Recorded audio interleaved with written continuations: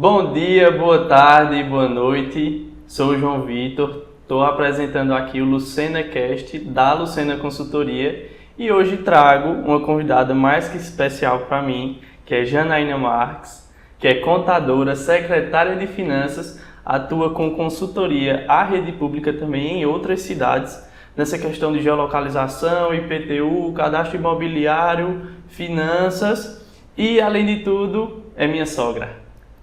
Janaína, é um prazer lhe ter aqui nesse episódio. Que prazer estar com você, que nós possamos contribuir com vocês, com os nossos ouvintes. E queria que você se apresentasse, falasse um pouquinho do que você faz, para a gente dar início ao nosso podcast. Vamos lá. Oi, pessoal. É um prazer estar aqui, né, João? Participando desse podcast. Eu sou contadora, como você já falou, né? Formada e aí há mais de 15 anos, não vou falar muito para ninguém descobrir minha idade. E faço parte também do Conselho Regional de Contabilidade, ainda atuo aqui como delegada do Conselho em Santa Cruz. Estou secretária de Receita Municipal aqui desde 2021, né? Estive ali e a gente há 5 anos estamos trabalhando, trazendo várias mudanças, né? No processo aqui, na parte tributária aqui em Santa Cruz de Capibaribe. E é um prazer estar aqui com vocês. Como vocês já sabem, o nosso tema é conexão financeira. Então, nada mais faz sentido do que as finanças com a contabilidade.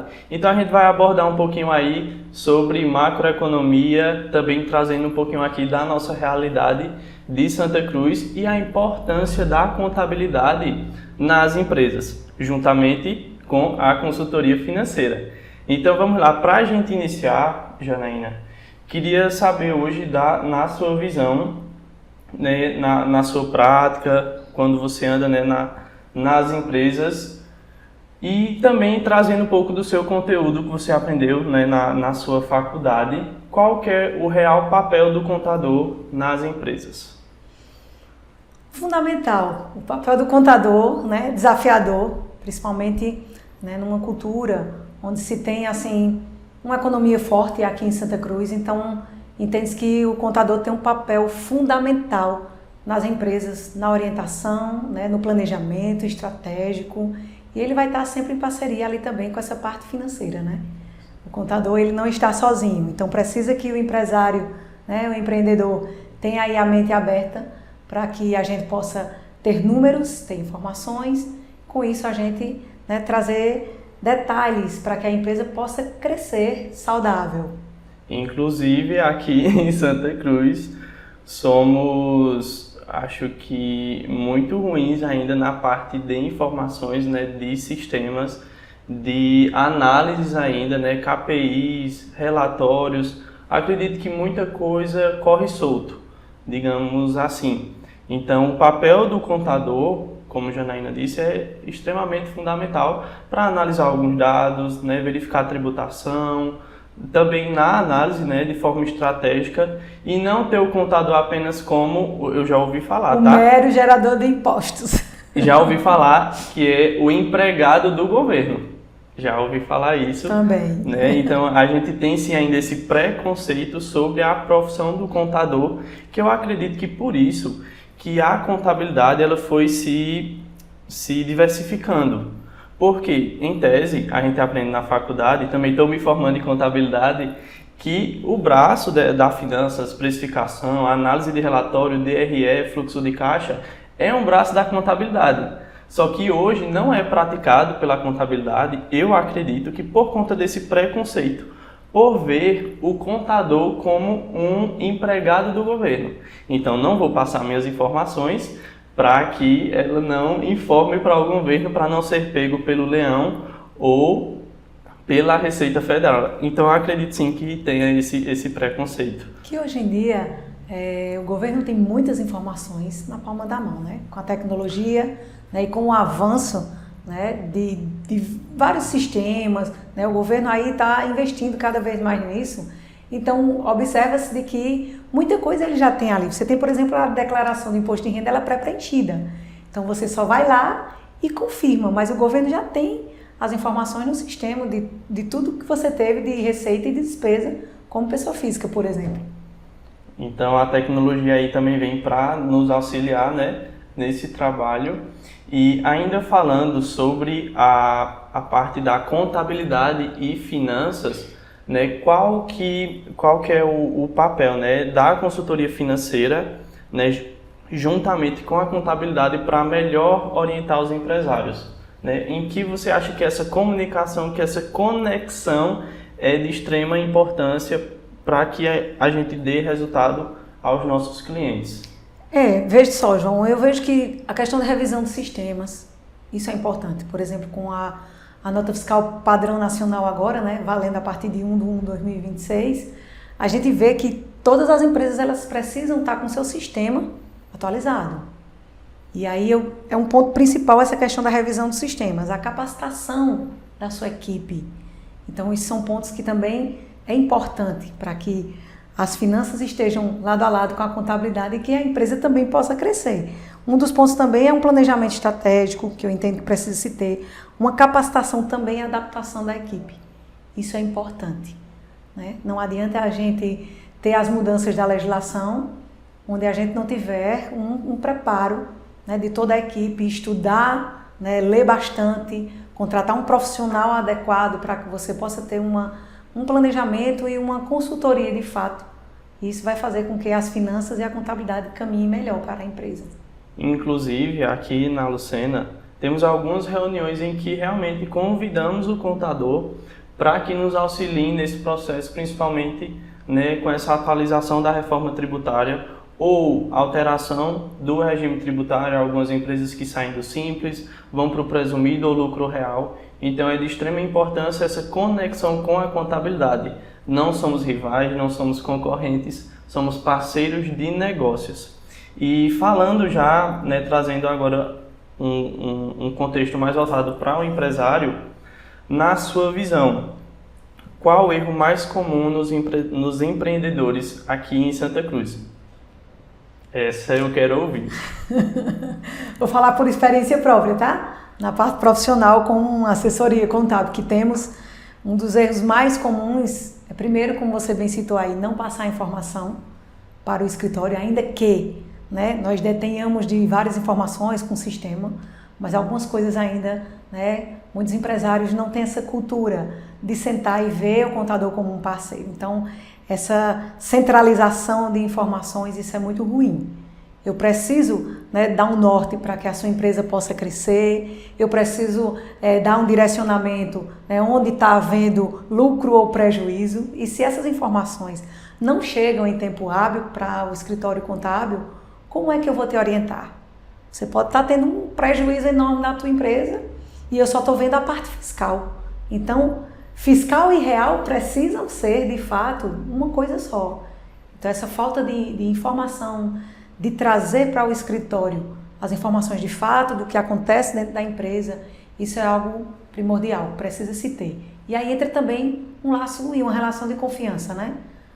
Do empresário com o contador também. Exatamente. E a gente também já falando dessa parte de relatórios e informações, não vou puxar a orelha de ninguém, tá, hoje, deixa isso para a reunião, mas hoje a gente vai falar um pouquinho também de relatórios, né? Vocês, como contabilidade, têm toda uma obrigação de fechamento de balanço, de relatórios, tem DRE. Então, como é que funciona isso na prática, né? As informações costumam ser fiéis? E qual que é o prejuízo de não ter essa informação completa? Por exemplo, você falou aí o prejuízo de não ter essa informação completa, né? Vamos lá. Eu preciso enviar um relatório de faturamento para o banco. E aí o que eu vou ter, quando a informação ela não chega, né, completa para o escritório, eu vou ter apenas uma informação fiscal, onde aquilo não mostra a realidade da empresa. Então é importante de que os relatórios, um fluxo de caixa, né, a empresa contábil ter um bom sistema, mas eu preciso estar alinhado com o meu, né, empresário, com o meu cliente ali, para que ele possa estar trazendo essas informações. Eu estou com a empresa no regime Simples Nacional, por exemplo, e aí eu vou fazer um planejamento estratégico baseado nas informações que eu tenho no meu escritório para direcionar se ela, nesse ano de 2026, pode continuar no Simples, onde eu tenho um prazo, né, para optar pelo simples? Vale a pena, é mais vantajoso? Ou é melhor ela mudar de regime? Assim, eu tenho que olhar no retrovisor, pegar relatórios lá atrás, né, fidedignos, para que eu possa planejar e mostrar o melhor caminho que a empresa deve tomar. E também já ainda aproveitando essa deixa de relatórios de informações, quando Janaína diz o faturamento anual, né, da empresa, vários bancos para concessão de crédito perdem esse faturamento. Então, se diz que a pessoa fatura 200 mil ao ano e ela quer pegar um financiamento de 500 mil, com qual base o banco ali, a instituição financeira, vai liberar esse crédito? Então, mais uma vez, mostra a importância de termos essas informações dentro da contabilidade para que possamos realmente utilizar esses meios como uma ferramenta estratégica para auxílio, né? Pegar um capital de terceiros, fazer um financiamento, um empréstimo. Então a gente vê a importância dessas informações fiéis, tá?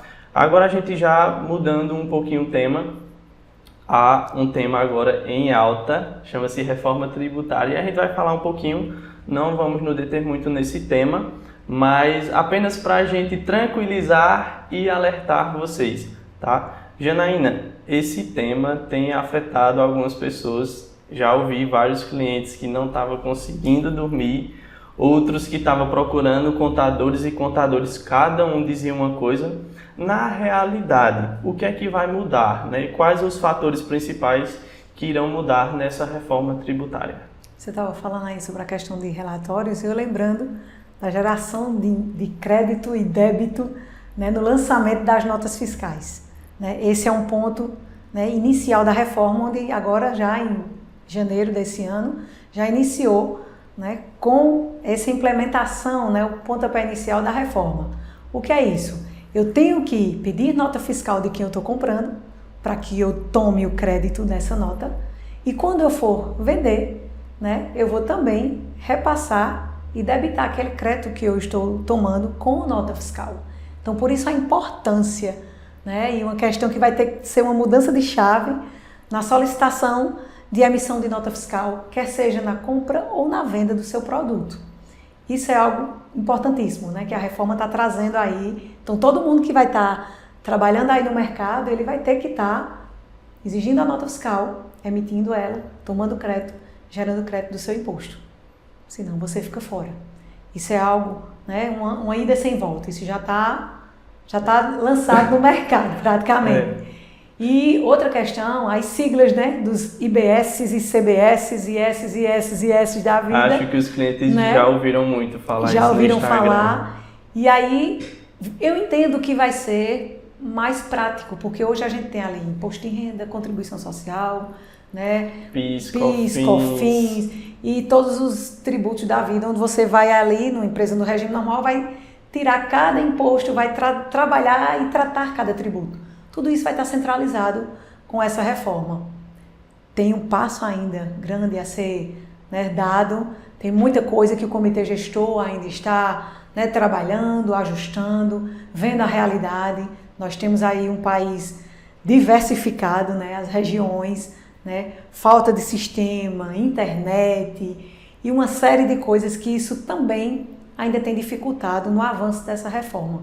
Mas é uma ida sem volta, João. Tenho certeza disso. Então, ou se adapta, ou muito possivelmente fica fora realmente do mercado, do né? mercado. Dentre tantos outros pontos que a reforma também vai mudar, a gente vai abordar, que vai pincelar, né, de forma geral, tem o IVA, né? Que eu achei, na verdade, uma atualização muito boa. Em que sentido? Tributar realmente de forma justa. E como é que funciona o IVA, né? O Imposto sobre o Valor Agregado. Se você tem um produto hoje que você vende a 50 e para produzir ele custa 30, você acresce no valor pelo menos R$20 que dá o seu preço de venda de 50.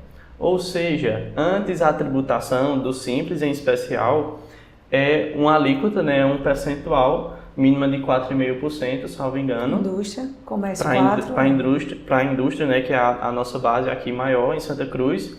em que esses 4,5% é calculado em cima do seu preço de venda total, dos R$50, né, ali do seu produto. Só que na realidade, aquele valor, né, vai apenas passar pela sua conta. Por quê? Pelo menos R$30 você vai ter que repassar para a mão de obra, para ali a matéria-prima.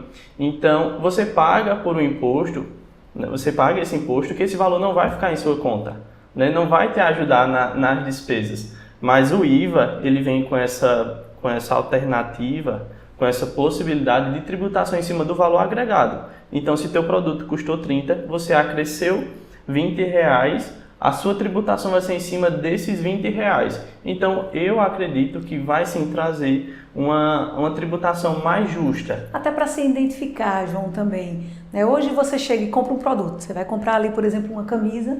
Você não sabe quanto de imposto. Ali, um valor que vem destacado na nota é algo bem simbólico. Mas, de fato, quanto é que você, né, como consumidor ou como empresa que está comprando aquele produto, está pagando de tributo sobre aquele produto? Hoje você não consegue. Né? Então, com a reforma, né, você vai conseguir identificar o custo do produto e quanto de imposto, de fato, você vai estar pagando e agregando ali no teu produto. Então, a gente vê que realmente a reforma, ela, além dessa atualização, ela traz também uma simplificação, né, de tributos, de arrecadação. E com essa reforma tributária, Janaína, um dos temas que eu queria também entender e a gente trocar, né, aqui uma conversa para que os ouvintes, né, os nossos assinantes também estejam, né, por dentro desse assunto, é sobre como é que vai funcionar essa arrecadação para o município. Algum desses impostos serão direcionados para o município? Hoje a gente tem o ISS, né, que ele é recolhido de fato na fonte. Então, qualquer empresa, qualquer contribuinte que gera ali aquele DAN, precisa de um serviço, por exemplo, e ele é contribuinte e aí recebe o tributo, faz o pagamento, na fonte o município, por exemplo, já recebe aquele pagamento do seu tributo, no caso do imposto sobre serviço. Com a reforma, isso vai ficar centralizado na União. Então, tudo que for arrecadado, que em se tratando de serviços, aqui no nosso município, ele vai ser arrecadado pela União, né? E a União é que posteriormente vai fazer essa distribuição. Então não vai ter algo como nós temos hoje tão rápido, tão instantâneo. Vai haver, né, um processo de tempo para que esse imposto possa voltar para os municípios. Eu entendo que isso, nesse caso, teria uma perda, porque os municípios não terão o dinheiro na fonte como é hoje, no caso do ISS. E aí a gente retorna também, né, trazendo essa análise da rede pública também para a rede privada, né, para os empresários, que muitos, na verdade, precisarão realmente de um capital de giro. Da mesma forma, o município vai precisar, porque no que antes eles recebiam o pinga-pinga todo dia, agora vão ter que esperar por um período até que a União faça essa distribuição, faça esse rateio. E não é só o ISS, né? Acredito que outros impostos também serão feitos dessa maneira. No que antes a gente recebia, a gente fatura o pedido, recebe do cliente e a gente, com 30 dias é que paga o imposto, essa forma de cálculo também irá alterar. Também né? irá mudar. À medida que a gente vai emitir nas notas fiscais, de imediato a União, acredito, Sim. irá fazendo essa retirada, o recolhimento do imposto, e esse valor, obviamente, não vai passar mais pela mão do empresário. Ou seja, no que você esperava 30 dias ou 50 dias para estar fazendo o pagamento do imposto, não vai ser mais assim. Então, mais uma necessidade em que o empresário deve estar, sim, ciente de toda a situação, para que ele estude melhor algumas possibilidades junto com a consultoria, com a contabilidade, para não sofrer nenhum prejuízo com relação a isso. Veja, com apenas uma informação que Janaína passou, a gente já consegue entender que a empresa precisa de um capital. Mas será que a empresa que não tem esse suporte, que não tem essa assessoria, ela consegue se manter durante uma reforma que promete mudar tantas coisas? Fica aí a interrogação para a gente analisar realmente. E também seguindo ainda sobre a reforma, quais medos? Pode citar exemplos, citar alguns casos de medos dos empresários com relação à reforma. Primeiro, desconhecido, né? É muita coisa nova, muitas mudanças. que foram feitas e que ainda serão feitas, né? Tem muitos ajustes ainda para ser feito através do comitê gestor. Então, essas mudanças, o ser humano parece ter medo do novo. Né? A gente tá bom aqui, eu não quero que mexa. Então, quando vem uma novidade, espanta. Assim como foi com os PIX. Né? Ano passado, que loucura, e esse ano não diferente, porque aí ficou praticamente a mesma regra e todo mundo achando, né, que vai pagar imposto e que eu não posso mais receber PIX, enfim. A falta de conhecimento, né, isso leva a prejuízo, principalmente nas empresas. Então, como você bem citou, é importante, né, se ter uma boa consultoria, um bom profissional contábil, para que possa, né, estar adequando, passando as informações devidas com antecedência, para que nenhuma empresa tenha prejuízo nem seja pega de surpresa. Saindo um pouco agora da esfera pessoa jurídica, se tratando ainda da reforma tributária, o que é que vai mudar na pessoa física? Acho que a notícia mais alarmante é sobre IPTU, né? Sobre como que vai ser calculado o IPTU em cima do valor do imóvel. Antes, qualquer valor que você colocasse ali na escritura estava valendo para fins de cálculo para o IPTU e vai ser calculado de uma forma diferente, né? Como é que você vê nessa mudança, qual o impacto que pode gerar? Vamos lá. Desde 2021 nós fizemos, né, várias mudanças e boa parte dos municípios ainda não estão lá. Né? Precisa se fazer uma estrutura tributária, uma estrutura fiscal, uma estrutura de sistema, uma estrutura de legislação. Então são pontos primordiais, né? São pontos chaves. Essa estrutura dentro de cada município. Tem muitos que não têm sequer fiscal de carreira no município. E aí como é que eu vou, né, criar a legislação para que eu possa, né, tributar sobre isso, criar zonas no município, dividir as localidades, por exemplo, loteamentos, bairros, né, o local mais valorizado, um georreferenciamento para que eu possa identificar onde é que vai se cobrar um tributo mais justo naquele município, naquela localidade, se eu estou cobrando um valor mais alto aqui no centro e porque aqui em outro bairro também, né, valorizado, eu não estou cobrando esse valor. Então é importante fazer um estudo, né, através do cadastro territorial multifinalitário, para que com essas informações, com um sistema robusto, você possa estar trazendo mais equidade na cobrança de tributo, né? O IPTU, né, o Imposto Predial Territorial Urbano, ele hoje é cobrado pelo município, né, e existe hoje uma média do valor venal com o valor avaliado. Né? Antes se usava-se apenas o valor venal para fins de registro, para fins de apuração de impostos. Então hoje a gente está chegando mais próximo da realidade. Até o final do ano, vários municípios vão ter que se adequar com o sistema, né, do cadastro territorial, o SINTE, para que os municípios possam estar trazendo a realidade dessas informações. Janaína, me corrija se eu estiver errado. Então, eu acredito que Santa Cruz está um pouco à frente de vários municípios nesse quesito, né? Sim. Sobre a atualização, né, para fins de cálculo do IPTU. Também. Porque a gente vê outras realidades em que isso foi um baque para algumas cidades, Caruaru é um exemplo, em que acredito que vários IPTUs estarão em um valor mais alto por conta dessa atualização da reforma.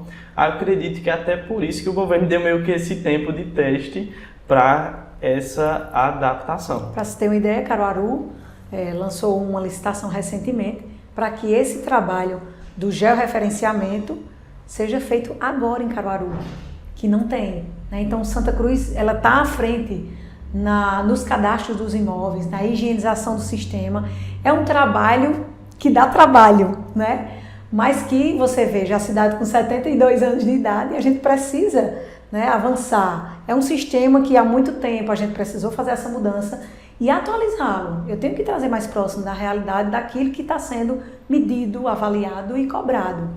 Hoje a gente consegue mensurar, né, num clique. A gente tem vários sistemas, temos investido muito na questão tecnológica também, na Secretaria de Receita, para que a gente possa estar mais próximo da realidade, no cálculo do tributo, no valor do imóvel, e que o contribuinte não seja também tão afetado, mas a gente trazer um equilíbrio fiscal na cobrança do IPTU, por exemplo. A ideia desse podcast é trazer a contabilidade nesse episódio é auxiliar também pessoas físicas que de repente não têm empresas ou que trabalham de forma CLT em outras empresas. Quais outras mudanças acontecerão com essa reforma tributária para a pessoa física? Várias mudanças, João. Dentre elas também, eu falei aí, citei inicialmente, a questão do imposto de renda, né? Hoje a gente já está aí às portas e valendo, né? Essa tabela onde aumenta esse limite, né? Para quem tinha isenção ali, quem receberia R$ 2.200 por mês, hoje ele recebendo um salário de 5.000, ele está isento ali do seu imposto de renda pessoa física. Então isso, houve um ganho para o contribuinte, pessoa física, e houve uma perda para o município. Por exemplo, as pessoas que são servidores do município e que está nessa faixa etária de salário de 2.300 até 5.000, o município retia esse valor na fonte quando ia fazer o pagamento da folha do servidor. Hoje, esse valor não vai ser mais retido. É um ganho para a pessoa física e uma perda para o município. Quantas mudanças apenas em uma reforma. A gente poderia passar a tarde toda falando dessas mudanças. Tem algo mais a acrescentar para a gente finalizar essa parte da reforma e a gente ir para a parte do município, do seu trabalho lá? Eu reforço mais uma vez aqui para que vocês, né, que estão nos ouvindo, possam de fato, né, buscar conhecimento, que é o pilar principal, e trazer para junto da sua empresa, para junto de você, pessoa física também, né, uma assessoria e uma consultoria, de fato, que venha a te trazer subsídios para que você não seja pego de surpresa, né, com o leão ou com alguma multa do governo. Então é importante você se subsidiar com informações, né, chaves, para que aquilo possa te trazer subsídios em toda tomada de decisão que o contribuinte venha a fazer, João. Ou seja, parar de ver besteira no Instagram e estudar. Pois é. Dei o puxãozinho de orelha que eu prometi que não ia dar. Desculpa, depois eu corrijo na outra. Agora, aproveitando a sua experiência na área pública, né, dentro da sua gestão, que começou, acredito que em 2021, seu trabalho na gestão. Então, como é que foi esse começo? Foi turbulento, não foi? O que lhe traz de conhecimentos, né, de conteúdos que você aprende e vem aprendendo e também contribuindo com outras pessoas, eu acredito. Como é que foi essa transição de contadora para secretária de finanças? Desafiadora, viu? Eu sempre digo, eu acho que eu estava doida, inventei de aceitar esse desafio. Mas é bom, eu gosto de desafios, isso nos faz crescer, nos faz contribuir para o desenvolvimento da cidade. Em 2021, quando nós assumimos, tínhamos 9 fiscais de tributos no município, não tínhamos equipamento, não tínhamos mão de obra, não tinha um sistema tão bom que atendesse à necessidade de Santa Cruz. E aí foi uma das coisas principais, foi capacitar nosso pessoal, né, preparar uma lei que também desse subsídio aos nossos fiscais e abrir um processo licitatório para a gente ter um sistema mais robusto, que pudesse atender o contribuinte. Porque a gente iniciou a lei em 21 e tinha um resquício ainda da pandemia e muita gente não conseguia sair de casa, não tinha como ir até o município, a prefeitura, para emitir seu boleto, dar entrada no processo. Então a gente deixou o mais digital possível, né? Hoje o contribuinte, ele resolve todos os seus problemas sem sair de casa. O portal do contribuinte, que nós trouxemos essa inovação também, ele trouxe, né, vários benefícios, onde você dá entrada em processo, qualquer tipo de petição que você faz, geração de DAN, quer seja o que for, você faz de casa. Facilitou. Do seu escritório, de onde você estiver. Então, a mudança do sistema, isso foi algo importante, né, e foi assim um marco, um divisor de águas na nossa gestão, na frente da Secretaria de Receita. Como é lidar, já falando sobre sistemas, vou apertar um pouquinho mais aqui, como foi lidar com essa demanda de orçamento, despesas, receita? Me conta um pouquinho mais. João, algo desafiador, viu? Eu sempre me encantei com a área pública, tanto é que na época da faculdade meu TCC foi voltado para o impacto da folha salarial na lei de responsabilidade fiscal. Mas nunca tive a oportunidade de praticar na área pública E aí quando eu entrei ali em 2021, sem conhecer nada, sem saber de nada, nas escuras, como eu disse a você, uma doida, eu procurei assim me subsidiar de pessoas que tivessem conhecimento. Busquei me debruçar na leitura, me capacitar, fazer cursos, treinamentos, seminários e estar junto de pessoas que também tinham conhecimento e que já estavam na área e que tinham uma certa experiência. Então, assim, isso é importante para que a gente possa, né, trilhar um caminho. E aí, ali em 2022, após essas mudanças que nós fizemos no sistema, na parte dos fiscais, trazendo legalidade na lei para eles, a Secretaria de Receita foi premiada, né, com a administração pública, com o prêmio Caboclo que Lança. No final de 22, nós recebemos ali no Tribunal de Contas essa premiação pela administração pública, né, na Receita e trazendo assim mais fidelidade, mais transparência nas informações públicas para o servidor. Essa foi uma premiação que nós tivemos em 2022 e em novembro de 24 também a Secretaria de Receita foi premiada lá no Rio Grande do Sul. Nós recebemos o prêmio ali e ficamos em segundo lugar, um prêmio nacional da FENAFIM, com o Cadastro Territorial Multifinalitário. Que é isso, Janaína?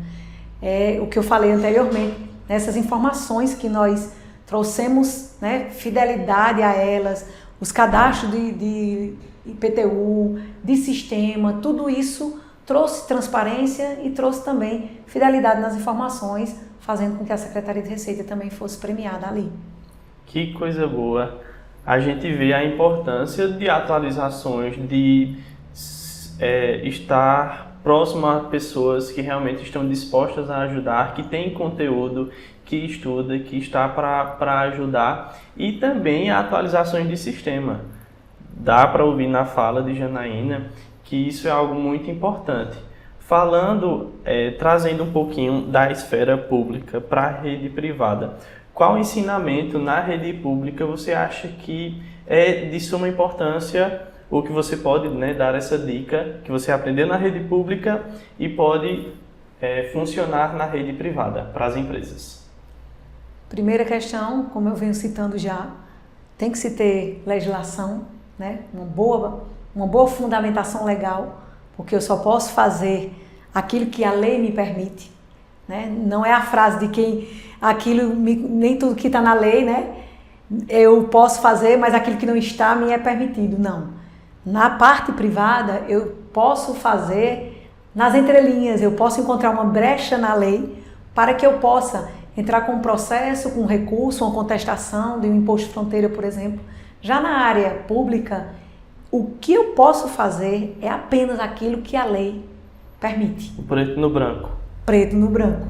Então, assim, é importantíssimo você ter, primeiramente, uma fundamentação legal para que você possa estar trilhando, né, no processo da área pública. Segundo, você se cercar de pessoas, né, pessoas que têm um bom senso no trato com o contribuinte, né, no querer fazer, em ajudar para que a gente possa ter uma cidade melhor, né, trazer transparência, legalidade. E outro ponto, a questão dos sistemas. Não adianta eu ter uma lei, ter pessoas boas, é como se eu tivesse num Fusquinha, né, 88, com um piloto topado. Eu tenho que ter o carro bom, eu tenho que ter um bom piloto para que possa andar e fluir, assim como um sistema robusto também, para que isso possa trazer também transparência, facilidade nas informações.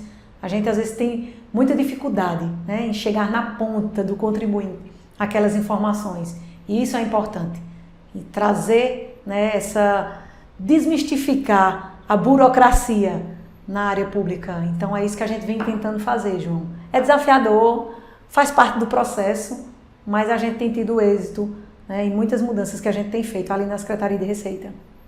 O que é que a gente aprendeu até aqui? Ver que conteúdo rico que Janaína está trazendo aqui pra gente. Tá? Tô aprendendo muito, Janaína. Que bom que você topou, numa quinta-feira, participar desse podcast. Levei tanto bolo, mas deu tudo certo. A gente aprendeu até aqui a importância na gestão de pessoas, de certa forma, no investir nas pessoas. Parceiros, seja colaborador, seja fornecedor também, que às vezes a gente esquece um pouquinho o fornecedor, né?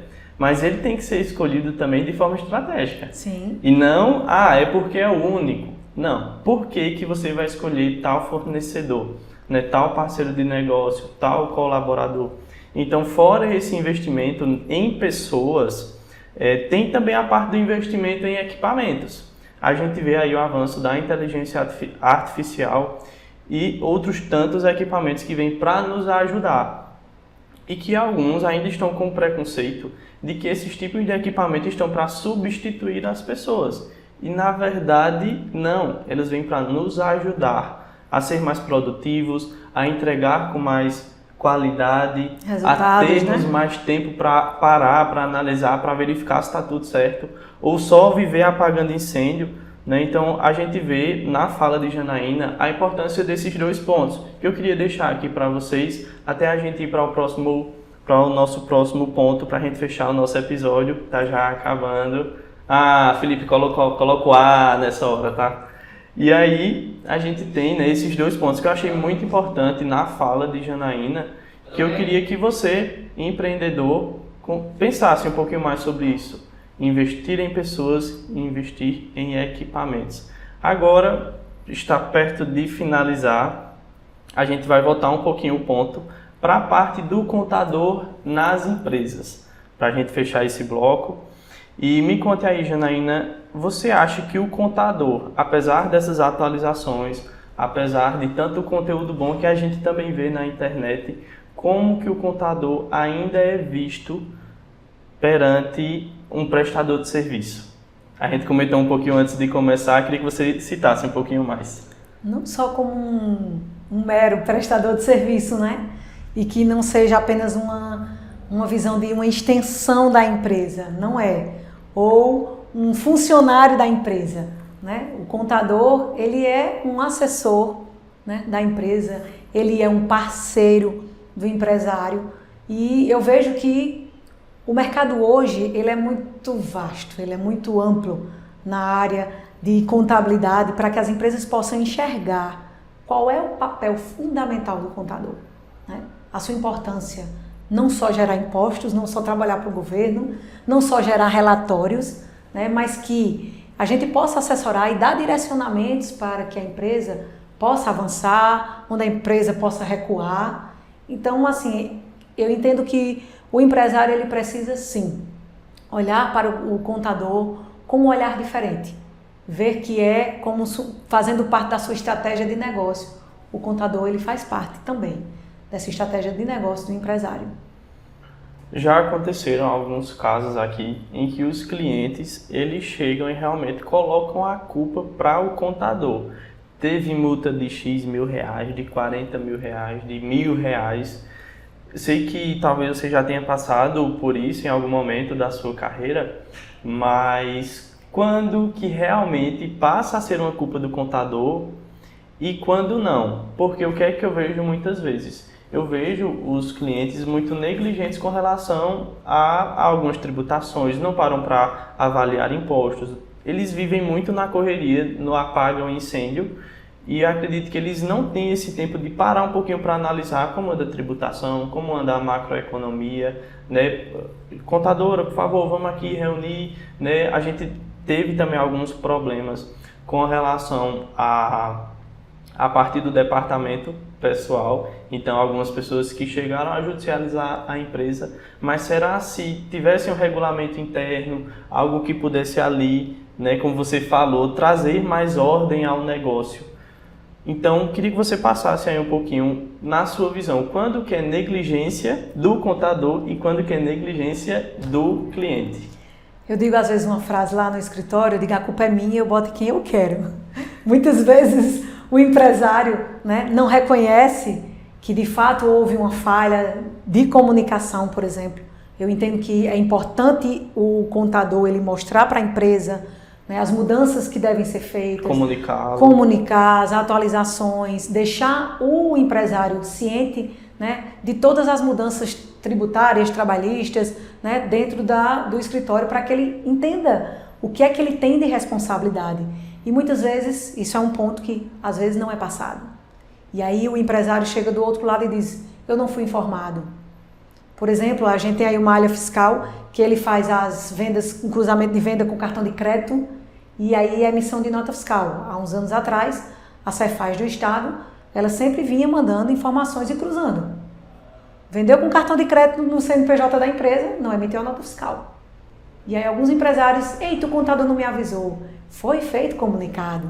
Né? Como é que aí o contador é feito o seu contrato de prestação de serviço como profissional com o empresário? O empresário leu como está lá nas entrelinhas, né, para saber até onde vai a obrigação do contador e a responsabilidade da empresa. Então é importante também você se munir, né, de um contrato bem elaborado para que fique lá, né, pactuado quais são as responsabilidades de cada um. Um ponto muito importante que Janaína frisou é justamente essa comunicação e o alinhamento com o contador, seja na parte da finalização de repente, né, de um contrato ou ali no fechamento do mesmo. É tão importante quanto a comunicação recorrente como a gente ter esse alinhamento de expectativa, porque a quebra de expectativa gera uma frustração. Então, quando a gente não deixa esses pontos alinhados, a gente pode realmente ter até uma finalização de um contrato com, né, ali um desgosto, o cliente ficou chateado, mas que se toda a comunicação tivesse sido alinhada antes do fechamento do contrato, acredito que poderia finalizar ali numa boa, ninguém se queixando de ninguém. Então, aqui na sua fala, existe tanto o ponto de negligência do contador, como também por parte do cliente, de estar se atualizando, de verificar as mensagens, quando a gente manda notificação, a gente não bota um legalzinho, bota um dedinho assim, exatamente, né? Ou diz que leu, ou não que entendi viu, também. Liga, pergunta. Aqui não é só lá no seu escritório, não, aqui também acontece. Mandamos muitas informações para os clientes. Quando a gente chega lá e diz, eu não vi, imagine, né? Tudo bem que nosso serviço ele não pode ter prejuízo fiscal. João, você tem ideia, uma vez eu fiz um comunicado de uma colaboradora que estava se desligando do escritório. E aí eu fiz uma lista de transmissão, isso faz tempo, e enviei para os clientes. Chegou uma cliente no escritório, ela disse, cadê fulano? Eu disse, não enviei o comunicado, que ela foi desligada. Oxe, eu nem vi, eu pensei que tinha sido uma mensagem de aniversário que você estava mandando para mim. Você tem ideia? Não se deu o trabalho de olhar, né? Um olhar mais aguçado. O que é essa mensagem que o escritório está me enviando? Para ler. Ou ainda que leu e não entendeu. João, isso aí é o quê? Eu posso receber Pix no valor de 30 mil na minha conta ou de 5 eu vou pagar imposto? Que aí gera-se, né, um barulho grande onde você não senta para ouvir, né, e ter uma boa consultoria de fato de quem entende.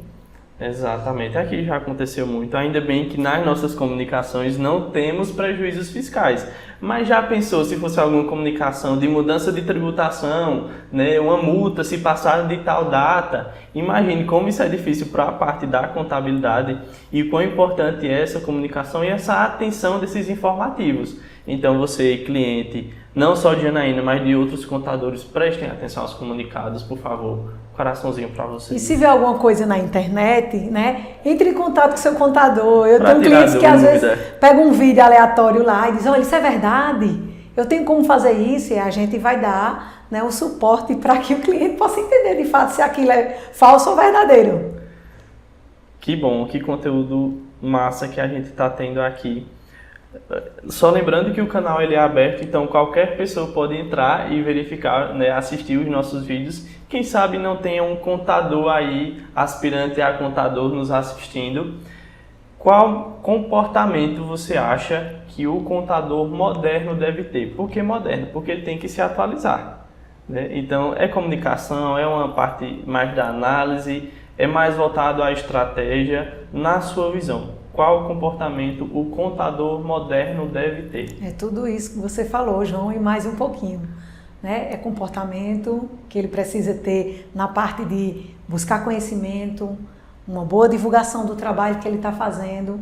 Muitas vezes não adianta só eu estudar e guardar para mim. Eu preciso compartilhar o conhecimento. Então é importante você buscar algum profissional, né? Se qualificar. Eu digo direto à minha equipe lá no escritório, para o bom profissional não falta mercado de trabalho. Então, busque conhecimento, busque estar junto de pessoas boas que querem fazer com que a sua empresa venha crescer, trazer informações, participar de entidades, né, de associações de classes também. Isso é importantíssimo para que você possa criar pontes, criar laços, e isso vai trazendo um network do seu trabalho também. É uma comunidade, né, que está ali para ajudar, que está ali para somar. Um exemplo, se chega eu lá como contador aqui no Conselho de Contadores de Santa Cruz, obviamente eu deveria aproveitar ao máximo essa experiência, porque são contadores com experiência de anos, né, ali dentro, já atuando na contabilidade. Então, tudo isso que Janaína falou, achei muito válido, né, todos esses pontos que ela falou aqui pra gente. Então, você, aspirante a contador, assim como eu, preste muita atenção nesse vídeo. Agora, para a gente finalizar, Janaína, deixe uma dica para os nossos clientes, para os empreendedores, para eles sobreviverem ao ano de 2026. Organização e planejamento. Isso é algo importantíssimo que qualquer pessoa física, né, isso você faz em casa, né, João? Você precisa ter, né, uma organização, e para isso eu preciso também planejar. O que é que vem pela frente? Quais são as tendências financeiras, né? Investimento do mercado, né? Aquilo que você tiver um lucro, eu não posso gastar tudo aquilo que eu recebo, pois isso está junto também, ligado à questão financeira da consultoria, mas não deixa de estar também junto da contabilidade. Toda empresa ela nasce para ter lucro e não prejuízo, né? E o CNPJ aí ele precisa sobreviver. Existe uma pesquisa que boa parte das empresas que nascem, ela, em menos de 5 anos, ela tem encerrado suas atividades. Isso é um ponto negativo. O que foi que houve? Faltou um estudo, né, naquela atividade que eu vou colocar? Será que realmente naquela localidade eu preciso... O negócio era viável. O negócio era viável, então por isso que eu falo, precisa se planejar, né, para que você possa trabalhar com os pés no chão, e aí todo mundo ganha com isso. Que conteúdo rico! Foi um prazer estar aqui com vocês, né, compartilhando esse conteúdo com Janaína, que é uma profissional excelente e uma sogra melhor ainda. Mas foi muito bom estar aqui com vocês e espero de coração que tenhamos contribuído da melhor forma para o conteúdo de vocês. Agora eu queria que Janaína desse seus agradecimentos finais para a gente finalizar o nosso episódio. Eu agradeço, João, pela participação, né, pelo convite de estar aqui. A Luciana Consultoria, e a você, se tiver em dúvida para fazer algum curso, né, João? Contabilidade está aí, as portas para que você possa mergulhar. Existe muito mercado de trabalho, pessoal. Então, assim, quer seja na área de consultoria, mas se você com a formação, né, na área contábil, administração, por exemplo, você tem vários leques de oportunidades de trabalho. Então, estudar, buscar conhecimento, se planejar, esse é o pilar para que você possa ir longe. E para você que nos acompanhou até aqui, meu muito obrigado. Qualquer coisa, estou à disposição, tá? Que vocês realmente venham a entender e compreender esse conteúdo e, além de tudo, praticar. De nada vale o estudo sem a prática. Não passa de algo escrito no papel. Então, espero ter contribuído. Não percam os próximos episódios, são conteúdos riquíssimos, e aqui no LucenaCast a sua conexão é financeira. Até mais!